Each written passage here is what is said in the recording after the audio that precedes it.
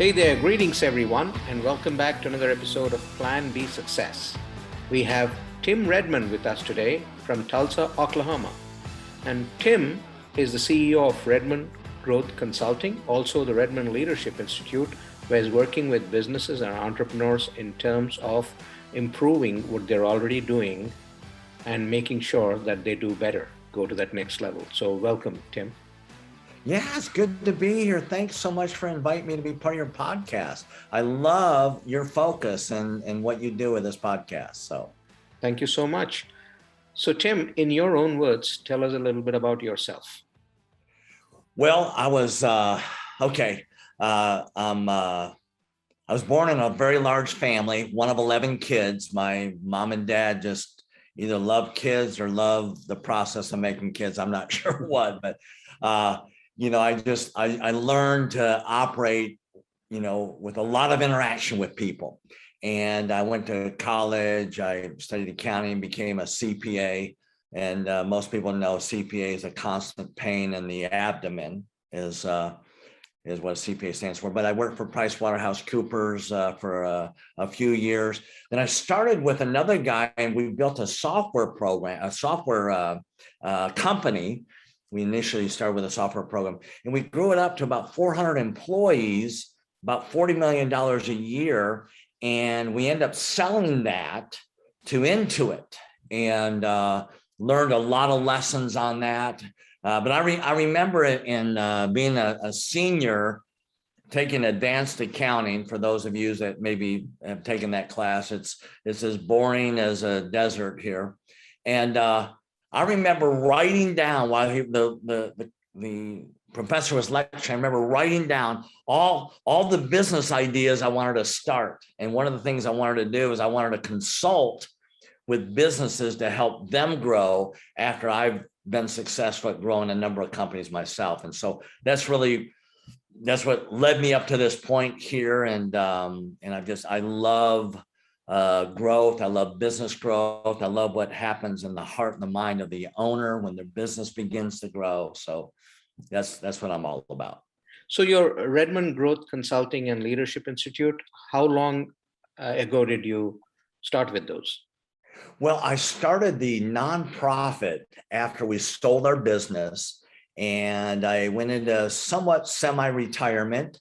And I began to travel around the world into developing countries and providing them leadership training and growth ideas. A lot of the lessons I learned in the software company and working at PriceWaterhouseCoopers. And I did that for about 10 years. And I remember I would get done with certain lectures and people would come up to me and they would ask me, well, can you help me with my business? I have this question or that question. What should I do about this? And I began to coach them, not realizing that coaching was an actual business that people got paid for. I'm doing it for free and I'm loving it. It's just the interaction with the crowd. And so about 10 years of the nonprofit work, traveling around the world, I really focused more on building a coaching business.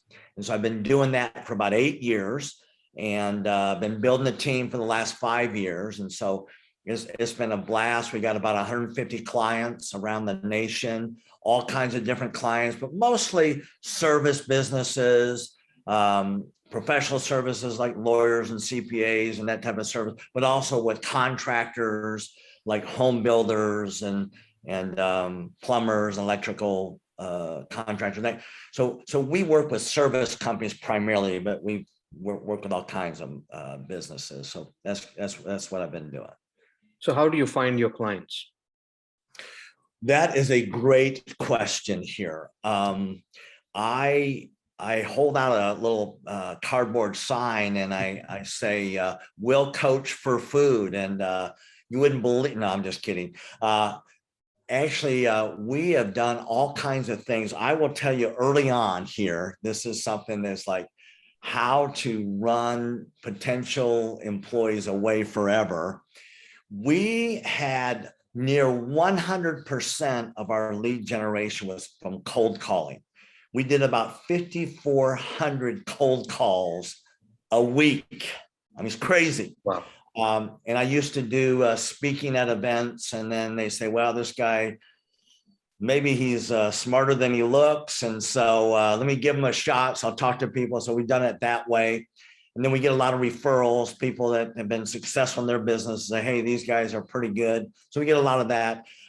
Now we're doing a lot more on like Facebook and different type of paid ad management mediums, social media, that kind of thing. All right. And in terms of your clientele, how do they measure you? What are they looking for in terms of results? And when do they know that the time and the money they're spending on you is worth it or not? That's a great question. We're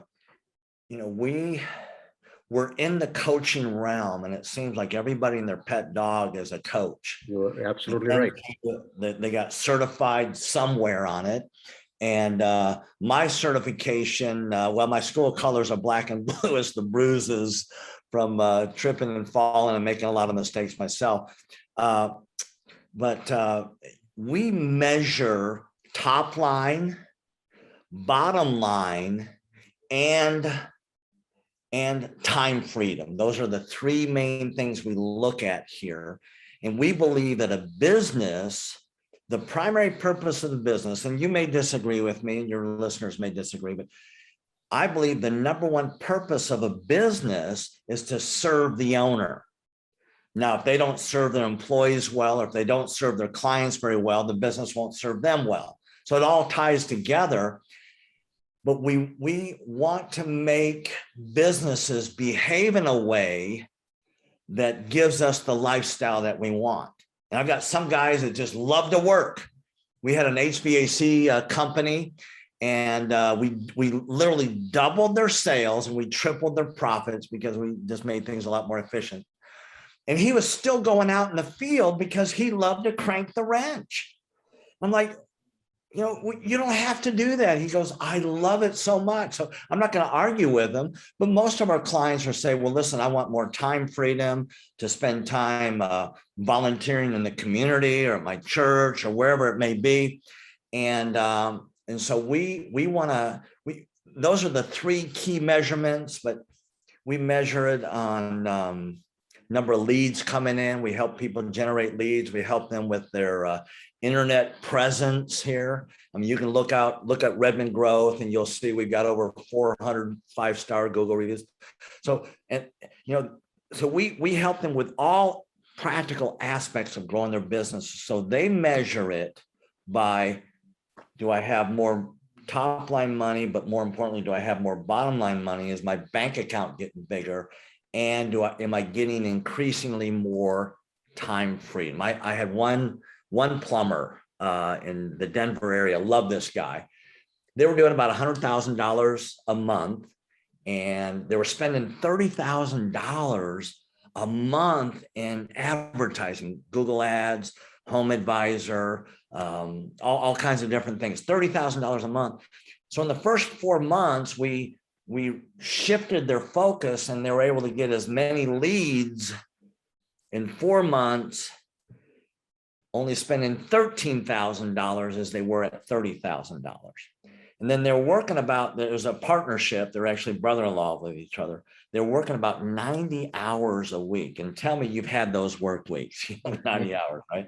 So they reduced that down from 90 hours a week to now. I just talked to them a couple of weeks ago, and I'm not the lead coach on that account, but I just like to talk to them, and they're down to between 40 and 45 hours a week, and they're taking a full month and a half off away from the business, and the business is growing. So that's how we measure it. So that's awesome. So in terms of your interests and what you love about the process, what is it that takes you back to coaching that next client that you find? Well, a personal note here, doing the nonprofit work. I did a lot of work in Central and South America, Southeast Asia, and Europe, but particularly in Central and South America. I would do it in a faith-based environment. And, there are times that I would speak to a group of 20,000 people. I mean, it's just amazing, right? Mhm. But I feel the smile of God is much on me now, working one-on-one with a plumber that's having a rough time making $3,000 a month and getting them. There's one client in particular, Mike Bolte, and he said it's okay to use his name. And he's a plumber in Oklahoma City, but he's gone from just barely making it to now he's generating about $30,000 a month in profits. And I love seeing that happen with people where they begin to go beyond just grinding out a living to really, having a life of purpose. And I know it sounds mushy, but you've got to take care of the top and bottom lines. You've got to take care of the organization and tame the business so it behaves in the right way in order to do that. So. One thing that I see with a lot of businesses or entrepreneurs for that matter, whether they're solo or they have a small business that they're running, is they could be going after, some of them are so focused on the top line that they're just going full steam ahead with that, not really caring about the bottom line. Some of them are so focused on the bottom line that they actually are impeding themselves from going after the top line. Do you see that? And how do you help them rectify that? Yeah, that's a great question. The biggest problem I see, and I've coached over 1,500 businesses, I mean, one-on-one with my team here in the last, say, 7 years. And the biggest problem is the former. They're so focused on the top line that they're not really looking at the bottom line. And I have had a number of business owners that when we break down the actual cost of goods sold, what does it cost you to deliver on that sale, that sometimes are going upside down, and they think that they're going to scale from volume. And but I have this saying that says, first be fruitful, then multiply. And if you begin to multiply before you're fruitful, then you begin to multiply dysfunction and unlearned lessons and unprofitability. And so we make sure that they've got the right target, they got the right product or service, and they priced it in a way that there's meat on the bone for, left over. And it's even the pricing structure is very lacking in most of these businesses I work with. And so that's one of the first things we do, just to make sure that they've got enough cash flow to really begin to invest in the business, is to make sure that when they sell something, it's done so profitably. And again, there's not many people I run into that are making stupid decisions on the top line because they're so focused on the bottom line. Sometimes we look at, a short term, we have to make a profit when, hey, take it easy, get them used to your goodness, take, your glorious service that you provide, give them a taste of it, and let the profits go from there. And so I have helped a number of businesses along that line, but it's not as many fall into that trap. If I ask you for any examples of any businesses that come to mind from your years of experience, those that the kind of difference that you made in life really impacted them. Any examples that you can share? Yeah, I've got I was not prepared for that question, but I'm prepared for that question. So, but I've got he's now a dear friend of mine. He's an electrician up in the Kansas City, Overland Park, southern part of Kansas City area.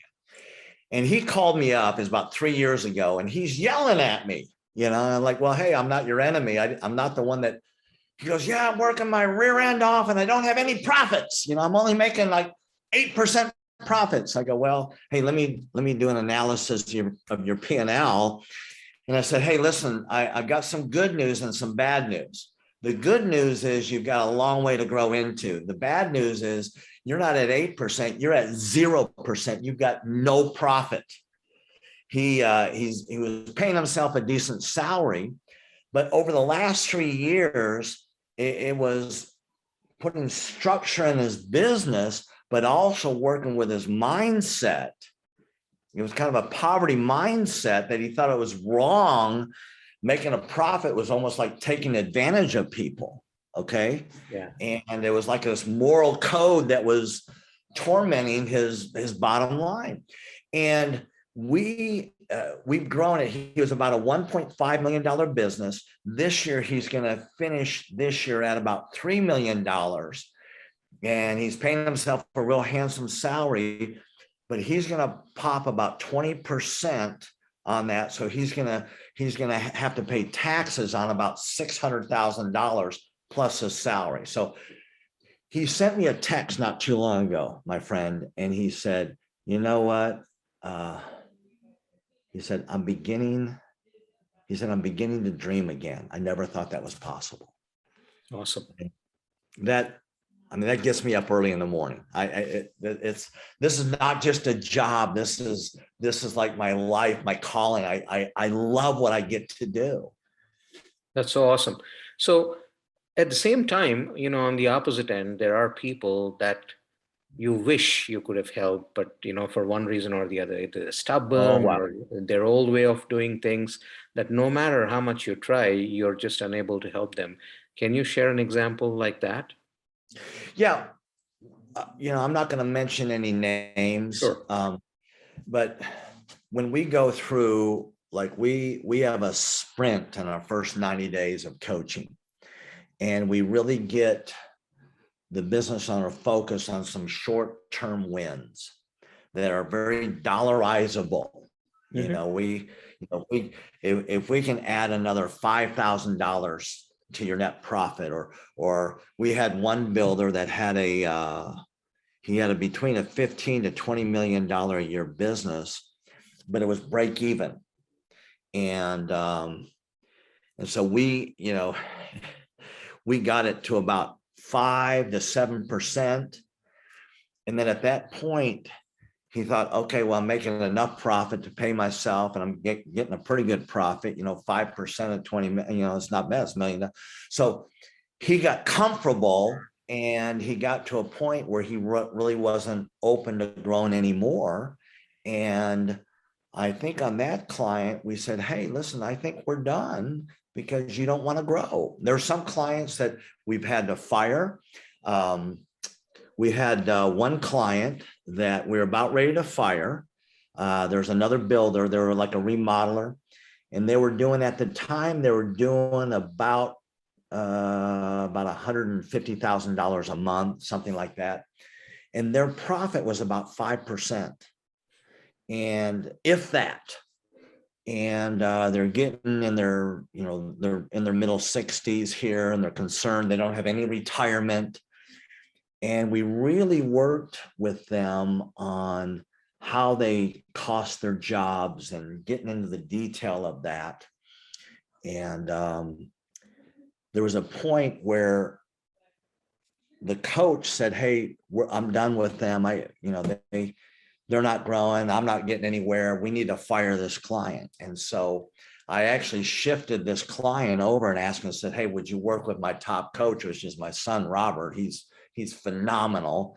And they began to work with Robert. And about 18 months later, honest to goodness, they seemed hopeless. But just this last 2 months ago, they had a $600,000 month, and they hit 15% profit on that month. And they said, we never thought, I said, we're putting money aside for retirement, and we're even starting to put money aside for legacy, for their grandkids, for their education, the things they always dreamed about doing, they just never thought was possible. So that was somebody we're about ready to fire, and they were about ready to bounce themselves, but we just worked with them. And so if people are wanting to change, and they're wanting to grow, and they're coachable, great. But I have to watch myself. How coachable am I? Right. And when I'm not coachable, I'm not open to grow. And so I have to take my own medicine. But we actually have very, very straightforward conversations with our clients. How coachable are you?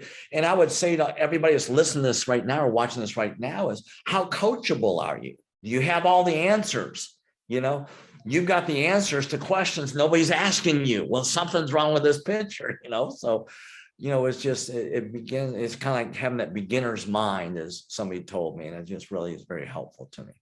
That's pretty Does awesome. that make sense? Yep. Yeah, it does. It does. So in terms of, you authored a book as well, Power to Create. Can you talk us through that? Yeah, I wrote a book, and I wrote this book, and this is when I was running the nonprofit. I wrote this book for business owners and pastors and people of faith. And because I've got a number of references in there, but it's really, anybody can read. Many people have read it and they really, really enjoyed it. But it talks first about people's relationship with money. And I'll ask a crowd, I say, well, how many want more money? Boom. And everybody raises their hand. I said, have you ever seen anybody ruined by money? They didn't have any money. They came into a whole bunch of money at one time and they got ruined by money. Yeah, we see people ruined by money. And I said, well, which do you want it? Do you want more money? You want the thing that ruins people? Well, it wouldn't ruin me. Okay. So we have a conflict within ourselves. So I wrote it to help resolve that conflict. And then I gave a kind of a step-by-step process. It's kind of like from my coaching program, a step-by-step process on how to build wealth. We redefined wealth, and then how to build it in real practical ways. And it's really been life change. I had one guy that bought several boxes of books to give to their friends. He says, I thought this is some kind of a prosperity book, and I was just going to read it because I love you and respect you as my friend, but it's not that at all. This thing changed my life. And so it just helps people think about, what is their relationship with money? And then it redefines wealth as this process of creating something of value to serve others. And I redefine that as your core purpose. Well, how do you do more of that?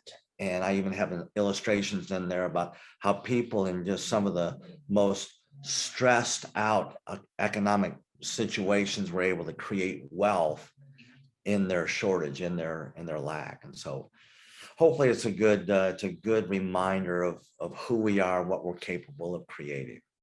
And where can people find this book? They can go to Amazon, or if they want to email me, they can ask for it, and I'll sign a copy for them. But it's tim@redmondgrowth.com. And so yeah, if they want that, but I get everything Kindle, and I get the Audible version, and so you can just go out to Amazon or wherever you buy your Kindle books, and you can read it today. So that's pretty awesome. So in terms of people finding more information about the services you offer, what's the best way to reach you, and where can they find this information? Well, they can if they Google Redmond Growth Coaching or Redmond Growth Consulting, great. The number listed there now is my cell phone. I know that sounds crazy here, but if people want to call me, if I'm not immediately available, I may be talking to a client or chasing my wife around the house here, and I won't be interrupted with either one of those. So, anyway, what I'd like to do for those that are business owners, if they wanted to take a fresh look at their business and have an evaluation of their marketplace or unique positioning, we do a fairly exhaustive growth plan. It's normally $2,500, but for the people that get this, if they want to email me or call me or look me up some way, tim@redmondgrowth.com, and ask for that, I'll have either myself or my staff talk to them, and we'll get them lined up with a growth plan where we can evaluate their business, and then we'll look at a 90-day plan of real practical steps we'll take, and then a 3-year plan of how to really get to where we got this thing into orbit. It's really starting to serve you. So hopefully that'll be helpful to your people. Well, I think that'll be great. I'm sure a lot of people will pick up on that. So Tim, thank you so much for joining us today. Thank you for sharing your story and the work that you do. Very inspiring, and I think you should continue to do what you're doing on the nonprofit side as well. Thank you. Yeah. Before I let you go, one takeaway for the listeners, anything that you'd like to share? Dream big, but immediately start small and get busy. That's what I lead them for. Awesome. Well, thank you so much. It's been a pleasure meeting you, and wish you the very best as you continue your journey. Very good, my friend. Best to you.